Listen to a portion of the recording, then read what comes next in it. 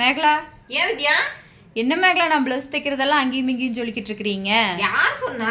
பக்கத்து வீட்டில் சொல்கிறாங்க டெய்லியும் பிளவுஸ் தைக்கிறியான்னு. நான் டெய்லியும் தைப்ப, வீட்டுக்கு தெரிஞ்சோன்னு தெரியாமல் 2 தைப்பேன். அதையெல்லாம் நீங்கள் சொல்கிறீங்க. நீ எல்லாம் ஒரு பாம்பே டெய்லர்னு உங்கள்கிட்ட வந்து கொடுத்தம்பாரு எனக்கு சொல்லணும்.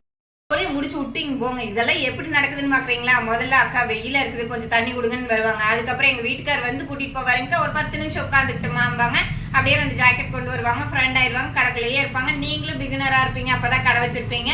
சரி இருந்துட்டு போறாங்க அப்படின்னு சொல்லிட்டு விட்டுருவீங்க. இப்படிதாங்க கடைக்குள்ள நடக்கிற விஷயம் எல்லாம் வெளியில போக ஆரம்பிக்கும். அதனால இப்போ நீங்க ரொம்ப க்ளோஸ் ஆயிட்டீங்க. ஒரு டைம் சொல்லுவீங்க, அக்கா நான் அவன் ஃப்ரெண்டுன்னு நம்பி விட்டேங்க்கா, எங்க டெய்லரை வாங்க நாம போய் கடை வைக்கலான்னு கூப்பிட்டாம்பிங்க. அதுக்கப்புறம் என்ன பண்ணுவீங்க, அக்கா ஃப்ரெண்டுன்னு நம்பி விட்டேங்க்கா, நம்ம டெய்லர்கிட்ட துணியை கொடுத்து நீங்க வீட்டில் தைச்சிட்டு வாங்க, நான் கடையில் கொடுக்கறத விட கொஞ்சம் காசு சேர்த்தி கொடுக்குறாங்க சொல்லி சொன்னாங்க அப்படிம்பிங்க.